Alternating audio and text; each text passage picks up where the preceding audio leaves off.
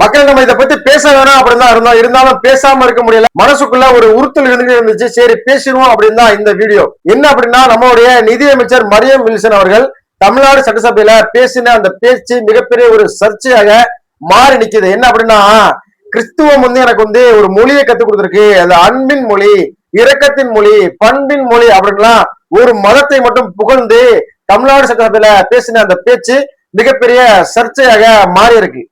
எனக்கு ஒரு மொழி என்னோட கிறிஸ்டியானிட்டி கத்துக் கொடுத்திருக்கு. அன்பு மொழி, அமைதி மொழி, இரக்கத்தின் மொழி. இது பாதி பேருக்கு எவ்வளவு தமிழ் படிச்சாலும் தெரியாது. நான் பைபிள படிச்சிருக்கேன் அப்படின்னு மரியம் வில்சன் அவர்கள் பேசின அந்த பேச்சுக்கு, ஏன் நீங்க திருக்குறளை படிக்கலையா, சிலப்பதிகாரம் படிக்கலையா, மணிமேகலை படிக்கலையா, சீவக சிந்தாமணியை படிக்கலையா, புறநானூறு, பத்துப்பாட்டு இப்படின்னு பல்வேறு காப்பியங்கள் தமிழ்ல இருக்கு, அதெல்லாம் நீங்க படிக்கலையா, அதெல்லாம் அன்பை போதிக்கலையா, ஏன்னா ஒழுக்கத்தை போதிக்கலையா, கருணையை போதிக்கலையா அப்படின்னு மிகப்பெரிய கேள்வி எழுந்திருக்கு. அதை பத்தியும் மின்சார கட்டணம் இன்னைக்கு பல மடங்கு உயர்ந்திருக்கு அப்படின்னு மிகப்பெரிய ஒரு சர்ச்சை வச்சிருக்கு இல்லையா, அதை பத்தியும் தான் இந்த வீடியோல தெளிவா பார்க்க போறோம். வாங்க வீடியோக்குள்ள போவோம். மக்களை, தமிழக வெற்றி கழகத்தினுடைய தலைவர் விஜய் தலைமையிலான அரசு எந்த விதமான சாதி மத பாகுபாடு இல்லாமல் தூய அரசியலை அமைப்பாங்க அப்படிங்கிறதுல எந்த விதமான சந்தேகமும் இல்லை. அதுல தலைவர் விஜய் அவர்கள் உறுதியா இருக்காரு அப்படிங்கறத நம்மளால பார்க்க முடியுது. இருந்தாலும் ஒரு சில அமைச்சர்கள், ஒரு சில உறுப்பினர்கள் பண்ற ஒரு சில வேலைகள் தான், சில்லத்தனமான வேலைகள் தான் ஒட்டுமொத்த கட்சிக்கும் ஒட்டுமொத்த அரசாங்கத்துக்கும் கெட்ட பேர் ஏற்படுத்தும் வகையில அமையுது. நம்மளுடைய நிதியமைச்சர் மரியம் வில்சன் அவர்கள் பேசின அந்த பேச்சு மிகப்பெரிய சர்ச்சையாக மாறி இருக்கு. ஏன்னா அவர் இங்கிலீஷ் கலந்து பேசுவாரு. அது தமிழ்நாடு சட்டசபையில ஒரு சலசலப்பை ஏற்படுத்துச்சு. ஏன்னா நீங்க இங்கிலீஷ் கலந்து அதிகமான இங்கிலீஷ்ல பேசாதீங்க, இது தமிழ்நாடு சட்டமன்றம், இதுல நீங்க தமிழ்ல பேசுங்க. இந்த தமிழ்நாடு சட்டமன்றத்துக்கு ஒரு மரபு இருக்கு, ஏன்னா ஒரு கண்ணியம் இருக்கு, வரலாறு இருக்கு இந்த சட்டமன்றத்துக்கு அப்படின்ட்டு ஏன்னா மிகப்பெரிய ஒரு சலசலப்பு ஏற்பட்டுச்சு.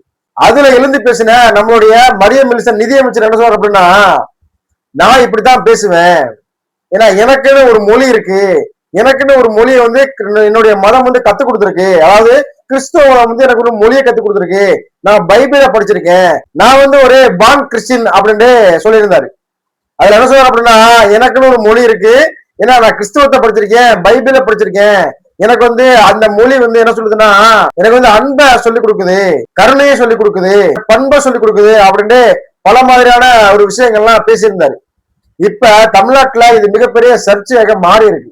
என்ன அப்படின்னா, உங்களுடைய நீங்க பைபிளை படிச்சிருக்கீங்க அப்படின்னா இது தமிழ்நாடு, நீங்க உங்களுடைய மதத்தை புகழ்ந்து பேசணும் அப்படின்னா அதுல எந்த விதமான மாற்று கருத்துங்களோ நீங்க உங்களுடைய மதத்தை புகழ்ந்து பேசலாம்.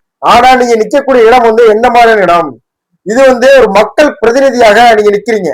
உங்களை கிறிஸ்துவ மக்கள் மட்டும் வாக்கு செலுத்தி உங்களை எம்எல்ஏ ஆக்கி அமைச்சராக்கி அழகு பார்க்கல. ஏன்னா அனைத்து சமுதாய மக்களும் உங்களுக்கு வாக்கு செலுத்திருக்காங்க, உங்களை எம்எல்ஏ ஆக்கி இன்னைக்கு அமைச்சராக நீங்க அமர்ந்திருக்கீங்க. அதனால நீங்க தமிழ்நாடு சட்டமன்றத்துக்குள்ள பேசும்போது ஒட்டுமொத்த மக்களுக்காகவும் தமிழுக்காகவும் தான் நீங்க குரல் கொடுக்கணும். ஏன்னா நீங்க நிக்கக்கூடிய இடம் அப்படிப்பட்ட இடம். நீங்க பைபிளை படிச்சீங்க, அது உங்களுக்கு அன்பை சொல்லிக் கொடுக்குது, கருணையை சொல்லிக் கொடுக்குது, இரக்கத்தை சொல்லிக் கொடுக்குது அப்படின்னா நீங்க திருக்குறளை படிச்சீங்களா இல்லையா, மணிமேகலை படிச்சீங்களா இல்லையா, சிலப்பதிகாரம் படிச்சீங்களா இல்லையா, அகநானூறு, புறநானூறு எல்லாம் படிச்சீங்களா இல்லையா, ஏன்னா பத்துப்பாட்டு இது மாதிரியான பல்வேறு காப்பியங்கள் இருக்கு தமிழ்நாட்டுல, அதெல்லாம் என்ன அன்பை சொல்லிக் கொடுக்கலையா, அதெல்லாம் கருணையை சொல்லிக் கொடுக்கலையா, அப்ப அதெல்லாம் எதை சொல்லிக் கொடுக்குது, அராஜகமான சொல்லிக் கொடுக்குதா, அதெல்லாம் பொறுக்கித்தனம் சொல்லிக் கொடுக்குதா அப்படிங்கிற மிகப்பெரிய கேள்விதான் எழுந்திருக்கு. நீங்க பைபிளை படிக்கிறீங்க அப்படின்னா அது உங்களுடைய தனிப்பட்ட உரிமை, சரியா? இந்த இந்திய திருநாட்டுல யாரு வேணாலும் எந்த மதத்தினாலும் சார்ந்திருக்கலாம், அதுல எந்த விதமான மாற்று கருத்தும் இல்லை. ஆனா தமிழ்நாடு சட்டமன்றம் அப்படிங்கிறது தமிழருக்காண்டி, தமிழ் உரிமைக்காண்டி, தமிழர்களுடைய வாழ்க்கைக்காண்டியும் வாழ்வாதாரத்துக்காண்டியும் என்ன தமிழ்நாட்டினுடைய நலனுக்காண்டி முழுக்க முழுக்க பேச வேண்டிய அந்த இடம் தான் தமிழ்நாடு சட்டமன்றம். அதற்காக உருவாக்கப்பட்டதுதான். இன்னைக்கு முஸ்லீம்களுக்கு இருக்காங்க, விடுதலை சிறுத்தைகள் இருக்காங்க, பாமக இருக்காங்க அப்படின்னா அவங்க எல்லாம் வேறு வேறு சமூகத்தை சார்ந்தவங்க, வேறு வேறு சமூகத்துக்காண்டி ஒரு கட்சி ஆரம்பிச்சு தமிழ்நாடு முஸ்லீம் லீக்கு, நாங்க தமுமுக, தமிழ்நாடு முஸ்லிம்கள் முன்னேற்ற கழகம், நாங்க விடுதலை சிறுத்தைகள், நாங்க இந்த சமூகத்துக்காண்டி நாங்க பேசுறோம், நாங்க பாமக, நாங்க ஒரு சமூகத்துக்காண்டி பேசுறோம் அப்படின்னு ஒவ்வொரு சமூகத்துக்காண்டி பேசக்கூடியவர்கள் அவர்கள் பேசுனா கூட அதுல ஒரு அர்த்தம் இருக்கு. ஆனா நீங்கள் பேசுறது, நீங்கள் பொதுவாக தமிழக வெற்றி கழகம் அப்படிங்கிற அந்த கட்சிக்காகவும் ஏன்னா தளபதி விஜய் அவர்களுடைய அந்த முகத்துக்காகவும் தான் உங்க அனைவருக்குமே வாக்கு செலுத்தி இன்னைக்கு அமைச்சர்களாக எம்எல்ஏக்களாக மக்கள் அமர வச்சிருக்காங்க. நீங்க ஒட்டுமொத்த தமிழ்நாட்டு மக்களுக்காகத்தான் நீங்க பேசணும். ஒரு குறிப்பிட்ட சாதிக்காகவோ குறிப்பிட்ட மதத்துக்காகவோ ஒரு குறிப்பிட்ட சமூகத்துக்காகவோ நீங்க பேச முடியாது. அப்படிப்பட்ட ஒரு முக்கியமான ஒரு தமிழ்நாட்டினுடைய நிதியமைச்சர் அப்படிங்கிற அந்த பொறுப்பு இருக்கக்கூடிய நீங்க ஏன்னா ஒரு குறிப்பிட்ட உங்களுடைய மதத்தை புகழ்ந்தும் தமிழை தாழ்த்தியும் பேசுறீங்க அப்படிங்கிறது மிகப்பெரிய ஒரு சர்ச்சையாக மாறி இன்னைக்கு வெடிச்சு நிக்குது. இன்னைக்கு என்ன பேசுறாங்க அப்படின்னா எதிர்கட்சியெல்லாம் இது கிறிஸ்தவ கைக்குள்ளுடைய ஆட்சி, அந்த ஆட்சி தான் நடந்துக்கு இருக்கு அப்படிங்கிற ஒரு கெட்ட ஒரு பேரை உருவாக்கணும் அப்படின்னு ட்ரை பண்ணிக்கிருக்காங்க.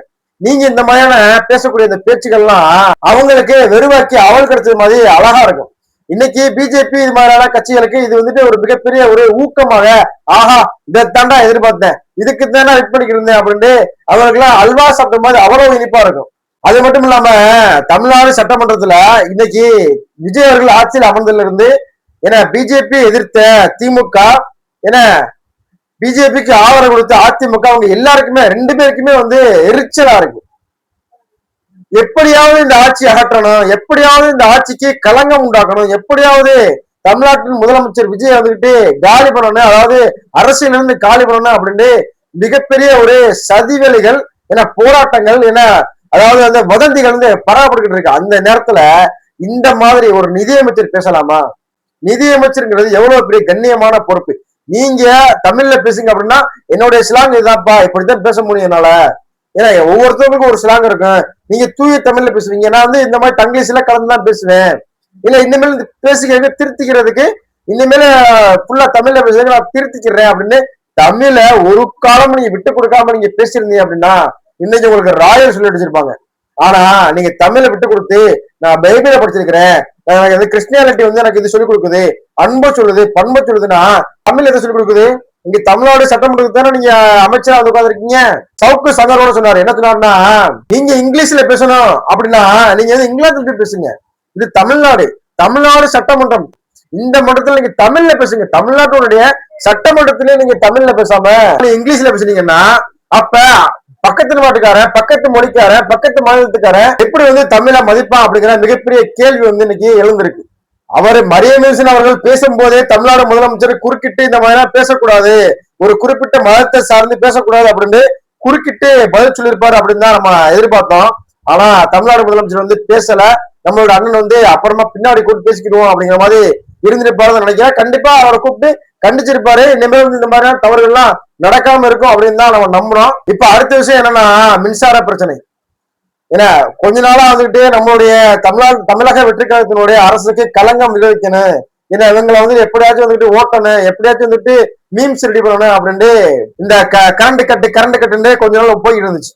ஆனா இப்ப என்னன்னா மின்சார கட்டணம் உயர்ந்துருச்சு, கிட்டத்தட்ட 3 லட்சம் பில்லுக்கு மேல உயர்ந்துருச்சு அப்படின்னு மிகப்பெரிய ஒரு சர்ச்சை ஏற்படுது. நீங்க 200 யூனிட் நீங்க எதுக்கு கொடுத்தீங்க? அது கொடுக்காமலே இருந்திருக்கலாம்.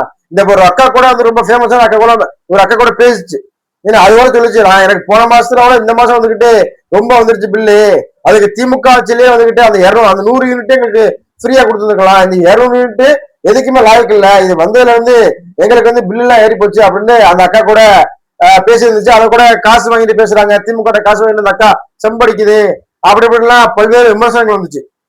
ஏன்னா அந்த அக்கா வச்சு ஓட்டு ஓடிக்கிட்டு இருந்தாங்க. இப்ப நம்மளுடைய தளபதி விஜய் அவர்களுடைய ஆட்சியில 200 யூனிட் ஃப்ரீ அப்படின்னு சொல்லியிருந்தாங்க. 200 யூனிட் யாருக்கெல்லாம் ஃப்ரீ? ஏன்னா 500 யூனிட்டுக்கு உள்ளாக்க யூஸ் பண்றவங்களுக்கு ஃப்ரீ. 500 யூனிட்டுக்கு உள்ள யூஸ் பண்றவங்களுக்கு 200 யூனிட் ஃப்ரீ. அப்ப 500 யூனிட்டுக்குள்ள யூஸ் பண்ணாக்க அப்ப 200 யூனிட் ஃப்ரீ. அது யார் யூஸ் பண்ணுவா? 500 யூனிட்டுக்குள்ளாக யார் யூஸ் பண்ணுவா? பாமர மக்கள், ஏழை எளிய மக்கள், என்ன நடுத்தர மக்கள் தான் 500 யூனிட்டுக்கு உள்ள யூஸ் பண்ணுவான். ஏன்னா அவன்கிட்ட ஒரு ஏசி இருக்கும், ஏன்னா 2 ஃபேன் இருக்கும், அதிகபட்சமா ஒரு 2 ஃபேன் இருக்கும், ஒரு ஃபேன் இருக்கும், ஒரு ஃப்ரிட்ஜ் இருக்கும், மிக்சி இருக்கும், இதான் இருக்கும். ஏன்னா ஆனா 500 யூனிட்டுக்கு மேல யூஸ் பண்ண என்ன இருக்கும்? ஒரு வீடு கட்டியிருப்பாங்க, அந்த ஒரு வீட்டுல 4 ரூம் வச்சிருப்பாங்க, 4 ரூம்லயும் 4 ஏசி வச்சிருப்பாங்க, 4 டிவி வச்சிருப்பாங்க, 4 ஃப்ரிட்ஜ் வச்சிருப்பாங்க, 4 பாத்ரூம்லயும் 4 வாட்டர் ஹீட்டர் வச்சிருப்பாங்க. இந்த மாதிரியான ஆடம்பரமா ஆடுறவங்களுக்கு எப்படி 200 யூனிட் கொடுத்தாக்கா அது எப்படி நியாயமாகும்? ஏன்னா அந்த 200 யூனிட் அப்படிங்கிறது ஏழை எளிய மக்கள் பயன்பெறணும், ஏன்னா நடுத்தர மக்கள் பயன்பெறணும், ஏன்னா அடித்தட்டு மக்கள் பயன்பெறணும் அப்படிங்கிறதுனால 200 யூனிட் ஃப்ரீ. ஏன்னா அது 500 யூனிட்டுக்குள்ளதான் யூஸ் பண்ணுவாங்க மக்கள், ஏழை எளிய மக்கள், நடுத்தர மக்கள். நீங்க திமுக கட்சியினர், ஏன்னா அதிமுக கட்சியினர், என்ன பெரிய பெரிய முன்னாள் அமைச்சர்கள், முன்னாள் எம்எல்ஏக்கள், ஏன்னா இன்னாள் எம்எல்ஏக்கள், நீங்க எல்லாம் பெரிய பெரிய மாளிகைகளை கட்டி வச்சுக்கிட்டு ஒவ்வொரு ரூமுக்கும் ஒவ்வொரு ஏசி வச்சுக்கிட்டு, ஏன்னா 4 வாட்டர் ஹீட்டரு, 4 ஃப்ரிட்ஜ் யூஸ் பண்ணி அப்படின்னா கரண்ட் பில் ஏறாம என்ன செய்யும்? இப்ப விஜய் சித்துவா அவர் கூட போட்டிருந்தாப்ல, ஏப்பா போன வாட்டி வந்த கரண்ட் பில்லுக்கு இப்ப இவ்வளவு கரண்ட் பில் வந்துருச்சுப்பா அப்படின்னு கூட போட்டிருந்தாப்ல. போன வாட்டி கரண்ட் பில் வந்துச்சு அப்படின்னா போன வாட்டி எவ்வளவு யூனிட் நீங்க யூஸ் பண்ணிருந்தீங்க? இப்ப யூனிட்டுக்கு தகுந்த மாதிரி தானே பில் போடுறாங்க. நீங்க போன மாசம் எவ்வளவு யூனிட் யூஸ் பண்ணிருந்தீங்க, இப்ப இந்த மாட்டி எவ்வளவு யூனிட் யூஸ் பண்ணிருக்கீங்க? இதை வந்து நம்ம ஆப்ல போடலாம் வந்துடும், இல்லாட்டி நீங்க கம்மி பண்ணீங்கன்னா அவங்களே பார்த்து சொல்லிடுவாங்க. அதெல்லாம் விட்டுறாங்க. ஏன்னா யூனிட்டை பத்தி பேச மாட்டேங்கிறாங்க, ரேட்டை மட்டும் தான் பேசுறாங்க. போன வாட்டி வந்து மழை காலம், குளிர்காலம், ஏன்னா அதுல வந்து ஏசி யூஸ் பண்ண மாட்டோம், அதிகமா ஃபேன் யூஸ் பண்ண மாட்டோம். ஆனா இந்த வாட்டி வெயில் காலம், இதுல அதிகமா எல்லாருமே அந்த ஏசி யூஸ் பண்றாங்க, ஃபேன் யூஸ் பண்றாங்க. அப்படிங்கும்போது ஏன்னா போன வாட்டிக்கும் இந்த வாட்டிக்கும் வந்து மின்சாரம் கட்டணம் உயர்ந்துருச்சு அப்படின்னா மின்சார கட்டணம் உயரல, யூனிட் கூடிருச்சு. யூனிட் எவ்வளவு உங்களுக்கு கூடி இருக்கு? ஏன்னா தமிழ்நாடு அரசு வந்து கிட்டத்தட்ட 3 லட்சம் பில்லு வந்துட்டு இந்த மாதிரி கோளாறு ஆயிருக்கு அப்படின்னு சொல்றாங்க. அவங்க ஒத்துக்கிட்டாங்க. அந்த பில் எல்லாம் வந்து ரெக்கார்ட் ஆகி எனக்கு கம்ப்ளைண்ட்ல இருக்கு. அதெல்லாம் சரி பண்ற வேலையா கொஞ்சம் தான் பாத்துக்கிட்டு வராங்க. ஆனா இப்ப எல்லாருமே கிளம்பிட்டாங்க, என்னன்னா எங்களுக்கு எல்லாம் கரண்ட் பில் கூட வருதுன்னு. ஏப்பா போன வாட்டி மழை காலம்ப்பா, போன வாட்டி குளிர்காலம்ப்பா, அதுல வந்து நம்ம ஏசி போட மாட்டோம், ஃபேன் போட மாட்டோம், அதெல்லாம் யூனிட் கம்மியா இருக்கும். இப்ப இந்த வாட்டி வந்து வெயில் காலம், இது வந்து எல்லாருமே ஏசி யூஸ் பண்றாங்க, எல்லாருமே எல்லார் வீட்லயுமே எந்த நேரமும் ஃபேன் ஓடிட்டே இருக்கு. ஏன்னா அப்ப யூனிட் கூட தான் செய்யும். இப்ப நான் பார்க்க வேண்டியது யூனிட் தான் பார்க்கணும். போன வாட்டி எவ்வளவு யூனிட் யூஸ் பண்ணிருந்தோம், இந்த வாட்டி எவ்வளவு யூஸ் பண்ணிருக்கோம் அப்படிங்கிற மட்டும் தான் பார்க்கணும். அதை விட்டுட்டு கரண்ட் பில் ஏறிடுச்சுன்னு ஏன்னா பல பேர் வந்துட்டு வதந்திகளை பரப்பிக்கிட்டு இருக்காங்க. இன்னைக்குமே வந்துட்டு 200 யூனிட் யூஸ் பண்ற வீடுகளுக்குலாம் பல வீடுகளுக்கு வந்து கரண்ட் பில்லே வரல. ஏன்னா பல வீடுகளுக்கு கரண்ட் பில்லே வரல, அதை பத்தி எல்லாம் யாரும் பேசல. ஆனா இந்த காசு இருக்கிறவன், இந்த 4 ஏசி வச்சிருக்கிறவன், 4 வாட்டர் ஹீட்டரு, ஏன்னா 4 மிக்சி, ஏன்னா கிரைண்டரு, ஏன்னா இதெல்லாம் வந்து நல்லா வலுவா யூஸ் பண்ணக்கூடிய, ஏன்னா நல்ல படம் படைச்ச கொளுத்த ஆள்கள் தான் இன்னைக்கு கரண்ட் பில் வந்துருச்சுன்னு அழுகுறாங்க. நானும் வருவேன், தனி ஒருவனாய் படைய